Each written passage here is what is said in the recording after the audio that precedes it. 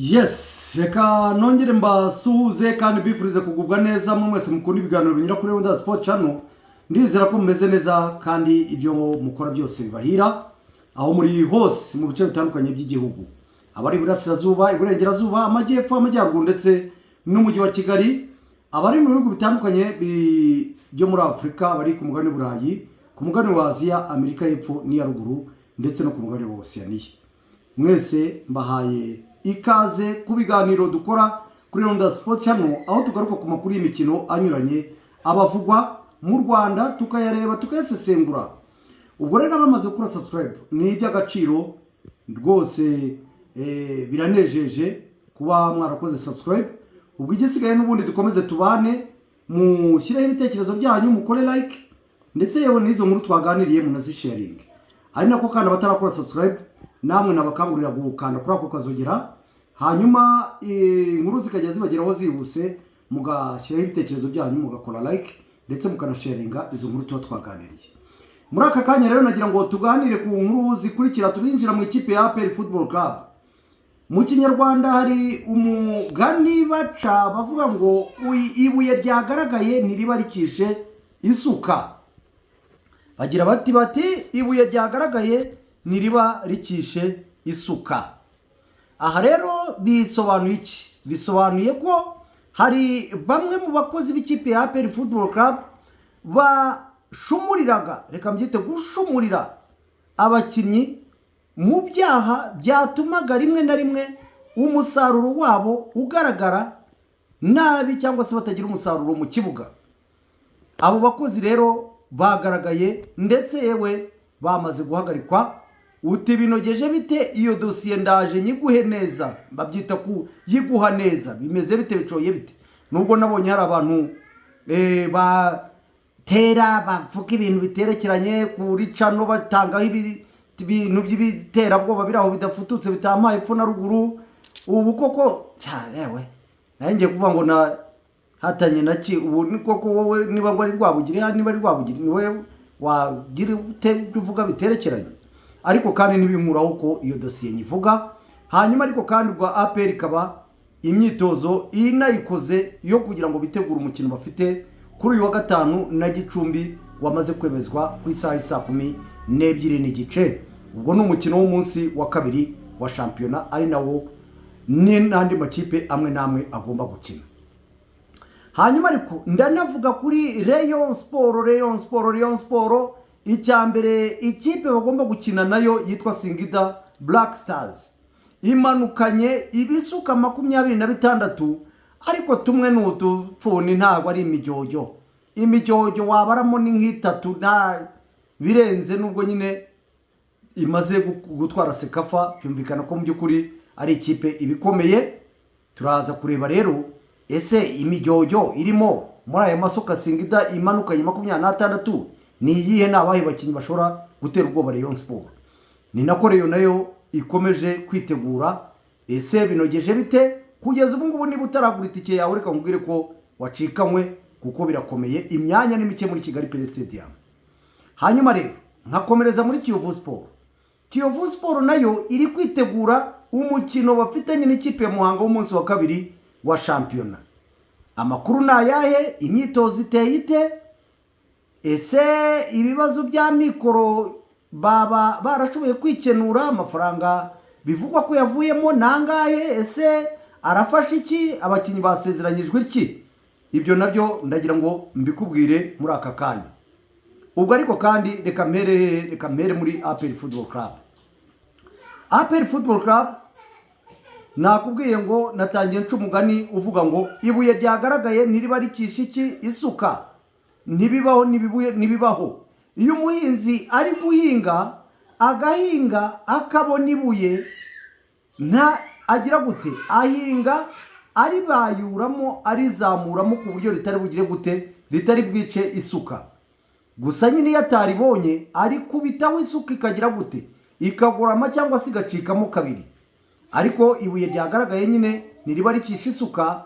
Kandi n'ukwiba iyo wamaze kumubona ushyiraho amayeri yo kugira ngo atongera kukwiba. No muri APR rero niko bimeze kugeza ubu ngubu. Hari harimo ikibazo gikomeye cyane kimaze imyaka 2 cy'abakinnyi b'abanyamahanga ikipe ya APR Football Club igura, kandi ikabagura ari beza, bakaza bagakina ariko mu minsi mike cyane ukabona umusaruro wabo ni ngerere cyangwa se umusaruro nawo. Umukinnyi w'icyitegererezo wa mbere byagaragayeho ni umukinnyi witwa Dauda Yusuf. Uyu nguyu yari ahari umwaka ushize, ariko umwaka wose usa n'uwamubereye imfabusa. Hakaza undi mukinnyi witwa Ramti, uyu we yarinze agenda, nubwo wenda twavugaga tutarasodoka, ariko n'inyuma y'ikibuga ntabwo byari byoroshye. Hakaza undi mukinnyi nawe uri kuvugwa muri iki gihe witwa Mamadou Sy, nawe biravugwa ko bitoroshye. Ubwo bishoboka kuko bari no mwaka ushize nabwo mu byamugoraga nabwo harimo ibyo bibazo navugaga iryo buye bavumbuye. Aba bakinnyi b'ikipe ya APR Football Club mwese murabizi ko bahembwa amafaranga afatika, amafaranga abantu benshi baba bararikiye, by'umwihariko bashiki bacu bo mu mujyi wa Kigali. Ubwo rero iyo bayabaziho niyo bamaze kuyacakira, uruhande rumwe rurimo amadolari, urundi rurimo ayandi, batangira gutekereza byinshi. Ubwo ni nako kandi n'abakomisiyoneri babo nabo bahagurutse bavuga bati ni ngewe ugushakira icyiza, ni ngewe ugushakira umwiza, ni ngewe uza ahantu hari umwiza, ni ngewe uza ahantu hari ugize gutya na gutya na gutya na gutya na gutya na gutya bla bla bla bla bla bla. Ubwo maze nabo sukubazana. Ubushize rero umwaka ushize nkubise mbangura abakinnyi b'ikipe ya APR babaga hariya Kicukiro hariya rwose niho babaga, za Niboye niho babaga. Bakaba bari bafite amacumbi, ayo macumbi akaba yarakontororwaga n'uwo nababwiye ku munsi w'ejo, ariko ayo macumbi akaba yarinjirirwaga mu buryo bworoshye. Abakinnyi bazanirwaga abagore cyangwa se abakobwa ku buryo bworoshye, bigatuma bagira ibyo bijandikamo, bituma bagira umusaruro muke ku kibuga, ndetse byanaviriyemo Dauda uburwayi butandukanye twababwiye, yewe na Ramti nawe bivuga ko yabugize. Ubwo n'abandi rimwe na rimwe birumvikana ko bagiraga gute ibyo bintu byabagaho. Ikipe ya APR uwo mwaka bijyanye n'uko ubuyobozi bwari bukijyaho buri gukurikirana ibintu byinshi, burwana n'umusaruro, burwana ni gushyira ibintu ku murongo no gukurikirana utuntu n'utundi, bisa naho batagize gute, batahise bakubita babangura ngo badetekte icyo kintu bityo banagifatire umwanzuro. Uyu mwaka rero barahagurutse baravuga bati ntago abakinnyi bacu bashobora kujya bangirika kuriya, ngo umukinnyi tumugura 150, umukinnyi tumugura 100, narangiza aze nyuma y'amezi 2 aba arapfapfanye, arapfuye kandi yari afite impano. Ngo gupfa mvuga ni ugupfa nyine ko mu kibuga. Ubuyobozi bwa APR bukora iperereza buracengera, busanga abakinnyi b'abanyamahanga bijyanye n'amafaranga bafite bazanirwa indaya mu mazu babayemo. Ibyo birakurikiranwa bagira gute, babikora ubushakashatsi, biba ngombwa ko bafata icyemezo cy'uko abakinnyi aho babaga bahabavana. Ubwo hiyongeraho ariko na cya kindi cy'uko aho abo bakinnyi babaga umukomisiyoneri yungukagamo nyine yarapandishije. Minadefu bahitamo rero gushaka inyumba hariya mu Kagarama abakinnyi bayo bagomba kujya bagira gute babamo.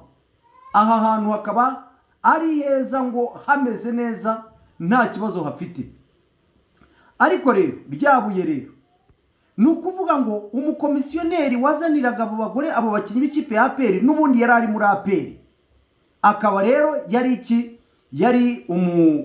kit manager cyangwa se yarabikaga ibikoresho, bakaba bamwita Asman, bamwita Makalista. Uyu nguyu rero amakuru avuga ko igitoroshi kiragenda kikamumurikaho kikagaragaza ko ari we wapangiraga ba Mamadou Sy ibintu nk'ibyo, ba Dauda ibintu nk'ibyo, ba Ramti ibintu nk'ibyo. Uyu rero ngo bamaze kumucakira, ndetse yewe bakaba barafashe n'icyemezo cyo kumuhagarika mbere y'amarushanwa ya Sekafa ikipe ya APR yitabiriye. Bityo ngo kubera umujinya mwinshi ndetse yewe nuko kuganira n'abakinnyi, yasohoye amakuru yatangariza abanyamakuru nyine birumvikana babandi n'ubundi bari bafite akaryo muri aperi ariko kakaba katakirimo, ababwira ko abakinnyi b'ikipe ya aperi batishimye barimo na Mamadusi. Uyu nguyu yarari amakuru avuga ko rwose yarari kumwe n'abo bantu kuwa gatandatu bareba n'umukino, bicaranye basesengura baganira, ugasumani nyine abatangariza amakuru. Ubwo rero uyu nguyu baramuhagaritse bamuziza ko ari we wari umukomisiyoneri w'abo bantu wabazaniraga abakinnyi mu rwego rwo kugira ngo abakinnyi badapfapfana. Mwese muzi hari abakinnyi benshi bapfapfanye bitewe no kuzira abagore. Muramwibuka uwitwa Michael Sarpongo muri Rayon Sport, muramwibuka uwitwa Zizi Basane muri Rayon Sport nawe umwaka ushize byamuvuzweho, mukamwibuka uwitwa Mosengo muri Kiyovu byamuvuzweho, Onana muri Reyo byamuvuzweho, Dawuda twari tuvuze muri aperi Ramti nawe. Ubwo rero ni abakinnyi benshi bapfapfana bitewe no kwishinga abagore. Ubwo rero ibyo bintu aperi ntiyabyihanganira, ikaba yarageze gute, yari kubisibangura irabicukumbura, ikaba rero yamuhagaritse mu gihe bitwazaga cyangwa se abantu babeshyira Fande Kavuna team manager ngo niwe uhatira abakinnyi kuva mu mazu bakajya mu yandi. Nyamara kandi iyi nyumba abakinnyi ba aperi ngo bashakiwe, bivugwa ko abayobozi bakuru b'ingabo bayisuye bakayiha umugisha, bakemeza ko ari inyumba nziza, ndetse n'umutoza w'ikipe ya aperi akaba yarayisuye yemeza ko ari inyumba nziza. Ubwo rero naho bihagaze. Uwitwa Alex Makarista wari warazanwe nanjye ngo Alex Makarista, uwitwa Sumani bakunda kwita Makarista wari warazanwe n'abapampi bakaba aribo bamuha uwo murimo, nubwo yari yaraje muri aperi hashize igihe ariko ari umufana. Hanyuma abangaba bo ku ngoma ya retired Colonel Charles Karasira bamuha umurimo muri aperi. Abantu baranabivuze cyane batese, murarebye musanga Makarista ari ukwiriye umurimo muri aperi. Niwe wakoreye aperi, umuntu uje ejo bundi ayifanye ejo bundi. Hari abandi bamaze imyaka n'imyaniko bakabaye bakora aka kazi ntibahari, cyane ko ngo hari undi bari barirukanye nawe wari uri muri aperi witwa Steven, ariko bashyiraho uyu nguyu wabo nyine bavuga bati natwe tuje ku ngoma. Ingoma rero ihangutse, ubwo Asumani Makarista baba bagize gute, baravuze ati uje igenda ujye ukora ibindi. Ubu ngubu rero bakaba baramuvumbuyeho ako kageso, bakaba banamuhagaritse by'agateganyo. Ariko hakaba hari undi bahagaritse we nguzira gushaka kugambanira mugenzi we, ahinduranya imyenda muri Sekafa abakinnyi bambaraga, ku buryo umukinnyi yisangaga imyenda bamupakingiye atariyo yambara, undi nawe nimero bamupakingiye atariyo yambara, ariko ngo byakozwe n'uwitwa Lipe nawe wari ushinzwe ibyo ngibyo byo kureba imyenda y'abakinnyi. Hagati aho kwa APR Football Club ikoze imyitozo yitegura umukino bafitanye na Gicumbi kuri uyu wa gatanu saa 12:30 niwo mukino wa mbere ikipe ya APR Football Club irabikinye wa shampiyona. Ubwo yawurangiza ikajya kwitegura imikino ya Champions League bafitanye na Pyramide tariki ya mbere n'iya gatanu, kuko icyumweru gikurikiyeho kizaba ari cy'amagare. Shampiyona izaba yagize gute, yahagaze. Nikojeje muri Rayon Sport rero. Rayon Sport nayo iri kwitegura umukino ukomeye, umukino mpuzamahanga izakiramo na kipe ya Singida Black Stars. Yamaze gutangaza abakinnyi 26 imanukanye izanye i Kigali kugira ngo yitegure uyu mukino. Muri abo bakinnyi rero, abakinnyi navuga bakomeye, ibisuka navuga bikomeye, uretse wenda Hari Daucho ukina hagati mu kibuga, ukaza kuri Kratos Chota Chama nawe akina hagati mu kibuga ariko no ku mpande, hakaza uwitwa Kofi nawe ni umukinnyi w'umunyakote d'Ivoire ukomeye, hakaza uwitwa Elvis Rupia nawe ni umunyakenya ni rutayizamu nawe arakomeye, hakaza n'abandi bakinnyi batandukanye babene gihugu. Obasogi nawe ni umunyezamu urindira ikipe y'igihugu ya Nigeria ariko umunyezamu wa gatatu, n'abandi bakinnyi b'imbere mu gihugu nabo bafatanyije. Navuga ngo Rayon Sport iramutse yiteguye neza naho Singida ikanganye hatuma ikanga Rayon Sport, ku buryo bariyo bakangarana ngo ntibasezerera Singida baramutse biteguye. Ubwo rero yo Rayon Sport yo yakoze imyitozo mu gitondo ikorera kuri Kigali Pele Stadium. Ubu ngubu niho igiye kujya ikorera, ikazajya ikora nta muntu n'umwe wemerewe kureba imyitozo yayo, kuko intasi narababwiye ngo za Singida zirahari zishobora gutanga amakuru, ariko abakinnyi bose bameze neza, nta mukinnyi n'umwe ufite ikibazo. Ubwo ibindi baratubwira ko kuwa gatanu ariko bashobora kuzaduha akanya gatoya ko kuganira n'umutoza akatubwira strategy afite.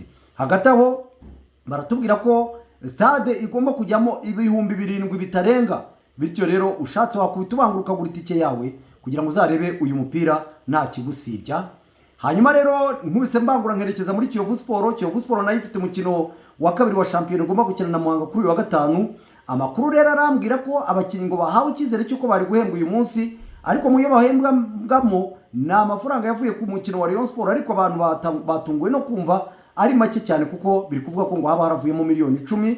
Ese nibyo cyangwa se haba haravuyemo abayagabanye bayatera imirwi bayagabagabana hejuru y'abari y'abamatike ndetse na Ferwafa birumvikana pourcentage zabo? Ese ayasigaye koko ni miliyoni 10 cyangwa arengaho, nuko wenda haba hari abagotomezi bayagutomeye bakayashingamo umuheha? Ibyo nibyo kwibazwa, ariko uko byagenda kose uyu mukino baramutse bawukuyemo ayo mafaranga ntibahemba abakinnyi, sinzi niba Kiyovu Sport yaresista n'imikino 3 yabigiye kugeraho, sinzi niba yayikina. Bazakina na Muhanga. Cedric yakoze imyitozo, mbonye Ngabo Regis wari wavuyemo yabaye cyane ku mukino wa Rayon Sport yakoze imyitozo, ubwo utakoze ni Placide, abandi bose bakuze. Ubwo ugomba kuzareba uko bamusimbuza. Ni kuri wa gatanu saa 9 kuri kibuga cya Muhanga. Bye bye, ciao ciao.